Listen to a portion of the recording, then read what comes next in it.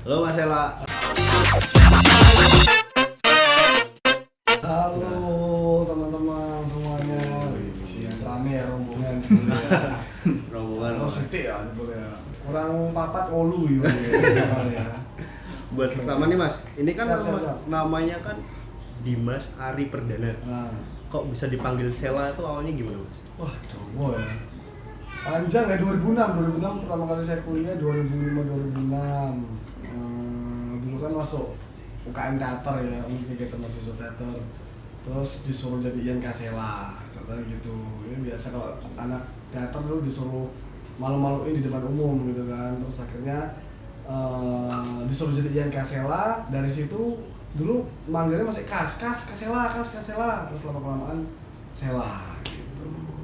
Jadi kalau orang manggil Sela itu pasti teman setelah kuliah, teman duluan gitu. Terus jadi Selagut Mas. Selagut, awalnya Selagut itu Sela Gudal ya. Sela Gudal, terus tak singkatnya Sela Eskut lah pokoknya gitu. Kurang lebih kayak gitu ya. Nah, terus kan ini kan Mas Sela kan banyak nih. Bisa MC juga. Tuh.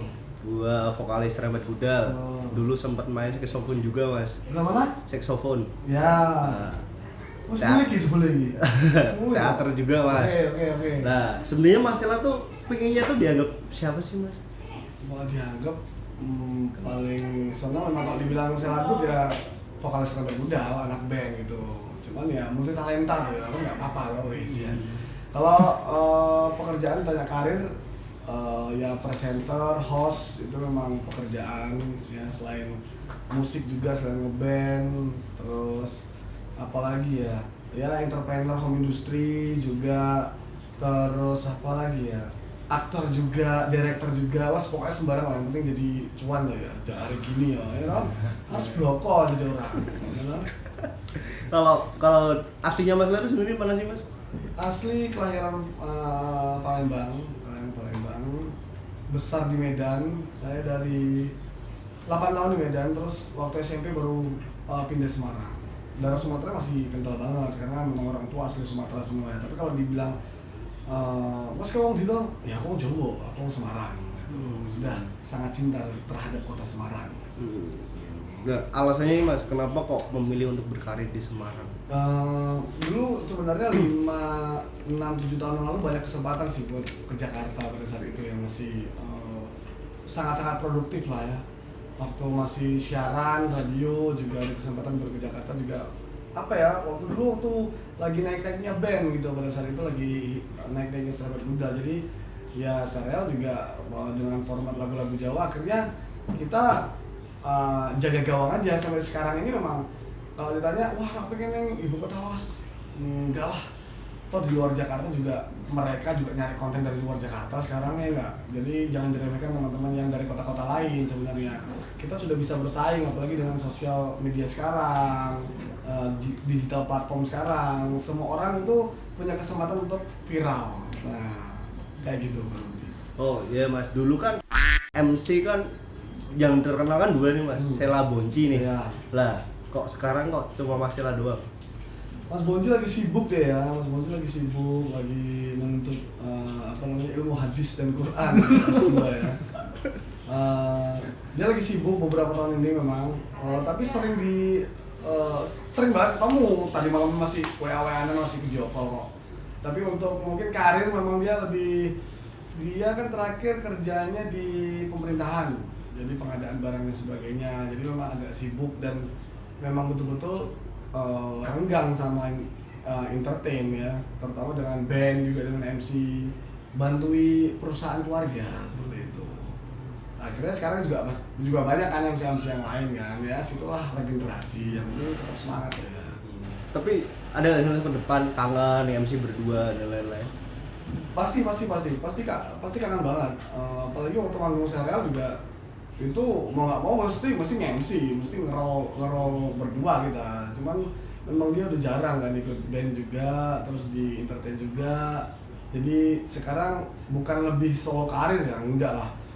Maksudnya kan kalau di MC pun ya tergantung jobnya. Kalau jobnya diminta single ya single, partner saya punya partner, cewek ada, cowok ada gitu.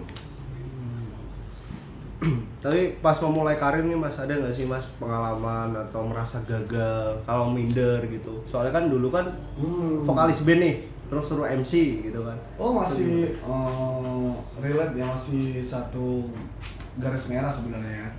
Saya jujur jadi host presenter 2007, 2006 2007 saya bikin band Strawberry Gudang, 2008 saya udah nge-MC presenter di TV. Jadi pada saat itu rising star, saya nggak daftar di radio, saya nggak daftar di TV nasional. TV nasional manggil saya pada saat itu. Radio juga istilahnya masuk TV, masuk radio tanpa hisap saya dulu. Gitu.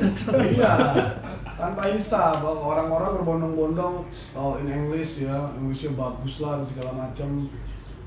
Sini menang Joto ya. Jadi ya gara-gara band gitu. Jadi kalau dibilang gagal sejauh ini belum sih. Maksudnya ya ini menyemangati diri dan teman-teman juga kan. Kalau kita dibilang gagal, di titik mana kita pernah gagal lah gitu. Pertanyaannya kan bagaimana kita buat maju ke depannya, itu aja sih. Gak usah lihat ke belakang gitu. Nah ini mas, terus kok bisa sih masalah sampai bertahan sampai sekarang? Soalnya kan kalau generasi masalah kan mungkin udah pada pindah alih profesi ya, betul. mungkin nggak entertain dan lain-lain. Tapi kenapa masalah masih? Iya, kalau dibilang masih bertahan karena saya profesional. Ya jadi jangan nanggung ya kalau menekuni sebuah profesi. Dan saya juga berkiprah di dunia entertainment juga berarti udah belasan tahun ya, mau 15 tahun kalau nggak salah. Ya ini karir saya, profesional saya di bidang MC, presenter, musik gitu kan. Kalau ditanya seperti itu. Dan kalau teman-teman banyak yang milih profesi lain, ya itu memang karena seleksi alam sih. Memang dunia entertainment kayak gini memang keras ya. Dan di sini juga pada akhirnya entertainment menjadi karir sekarang ya, terutama MC presenter ya. Tapi karena corona yang madep sih ya. Ini mas, pilihan nih mas. Nanti kasih alasan ya mas ya. Oke. Milih MC atau musik? Milih MC, Ya. karir soalnya. Kenapa mas?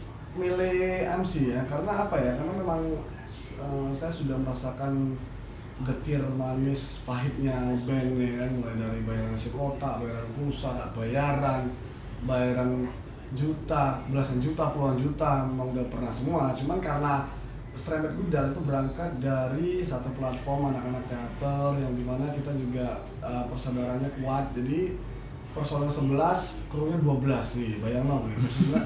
Krunya WHS ke player ya. Jadi karena kita asas persaudaraan, jadi masih bertahan sampai sejauh ini gitu.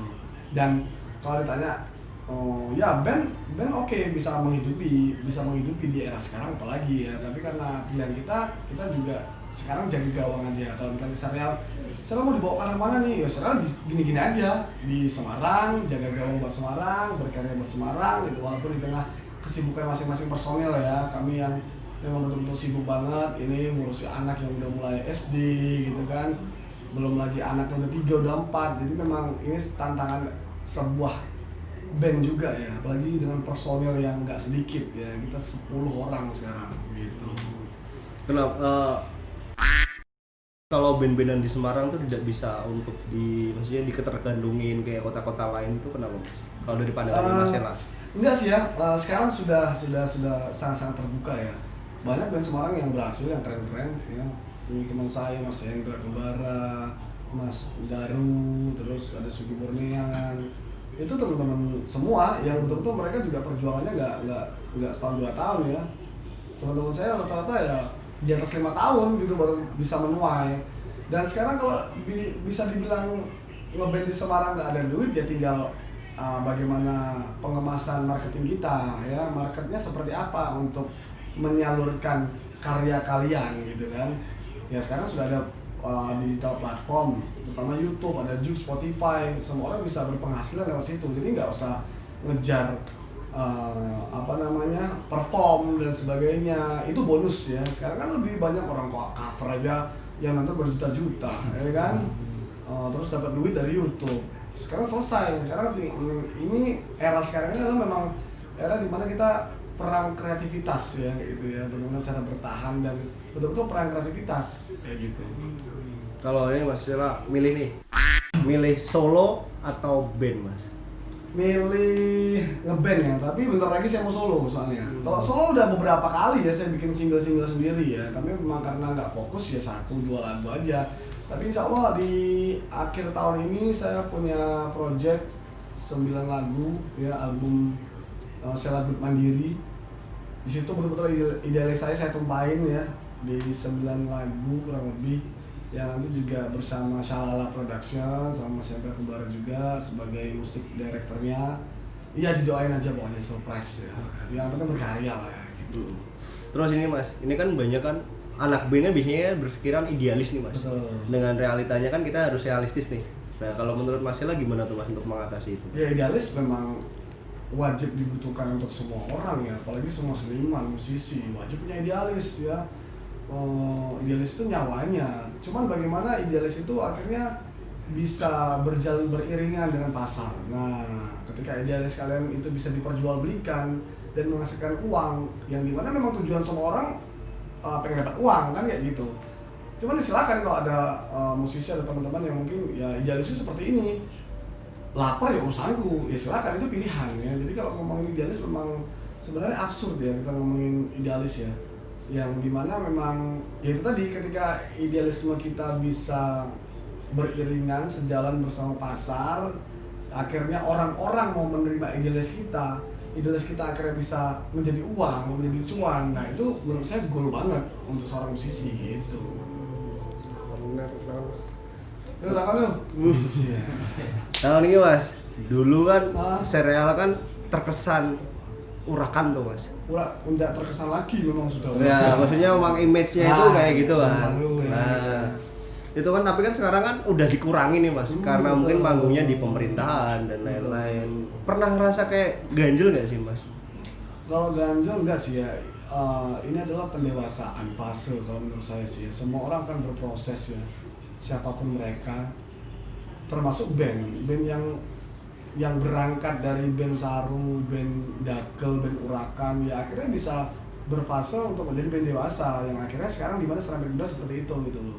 Ya malu juga ya ketika kita sudah jadi ayah gitu kan, jadi bapak, ditonton anaknya, wah bapak ngomong Saru itu fase. Jadi fasenya itu fase pendewasaan itu lewat proses-proses kecil seperti itu. Jadi seperti itu. Kalau dibilang ganjel ya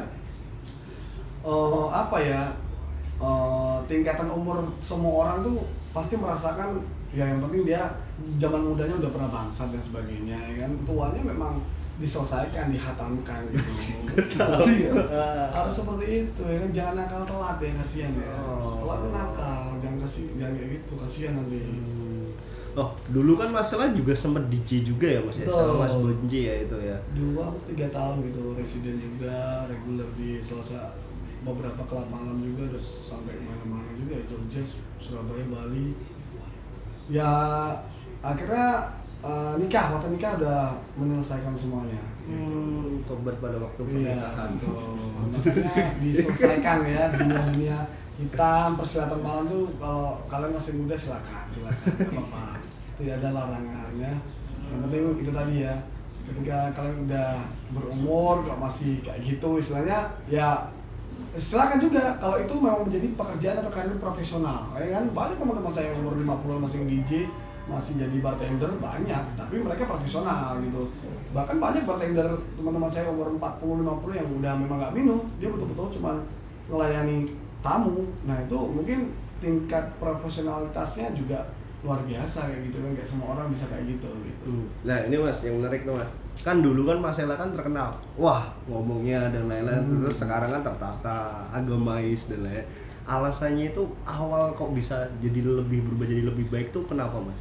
Ya apa ya, itu fitrah manusia sih saya pikir ya. Semua orang itu bakal nggak ada yang bisa menyelamatkan semua orang itu selain agama, selain dekat sama Tuhan. Itu udah jadi fitrah manusia, nggak mungkin ya istilahnya kayak ya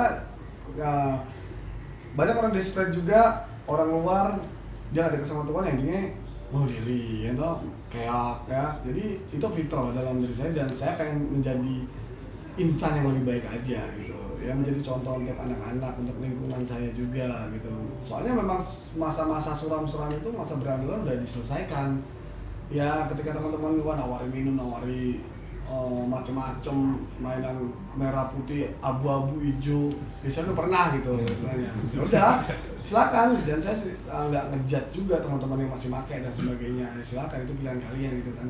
Yang penting kita mencontohkan hal-hal yang baik dan bikin movement yang baik untuk lingkungan dan masyarakat gitu. Ini Mas, terakhir nih Mas. Siap. Pesannya Mas buat anak-anak yang mungkin udah berkarir di bidang entertain dan biar bisa kayak masih bertahan. Betul. Meskipun regenerasi dan lain-lain itu gimana Mas? Apa ya, memang banyak orang-orang yang mengalami seleksi alam di dunia entertainment gitu ya. Karena memang itu tadi, memang harus ada satu kefokusan ya ketika kalian memilih jalur entertain sebagai ladang untuk mencari uang yang akhirnya untuk perut ya kan, itu harus dari sekarang. Nggak bisa, saya juga nggak menuai uang itu 1-2 tahun, saya 5 tahun, 7 tahun, 10 tahun, belasan tahun baru bisa istilahnya betul-betul dunia entertainment bisa menghidupi saya sampai dengan saat ini, seperti itu. Dan mungkin buat teman-teman yang mulai bergerak ya di dunia industri kreatif apapun itu ya, mau band, musik, film dan sebagainya, memang kita harus bareng-bareng. Eranya sekarang era kolaborasi, kita harus bersinergi bareng buat sekali lagi bangun yang namanya Kota Semarang gitu kan. Biar ya ini anak-anak muda Semarang banyak yang berpotensi, tapi kadang mereka individual akhirnya lari ke Jakarta sendiri, lari ke Bandung sendiri, besar sendiri. Nah di sini juga saya menekankan biar teman-teman muda Semarang dimanapun kalian berada yang berpotensi mungkin bisa bersama-sama bersinergi membangun industri kreatif yang luar biasa lagi untuk Kota Semarang gitu.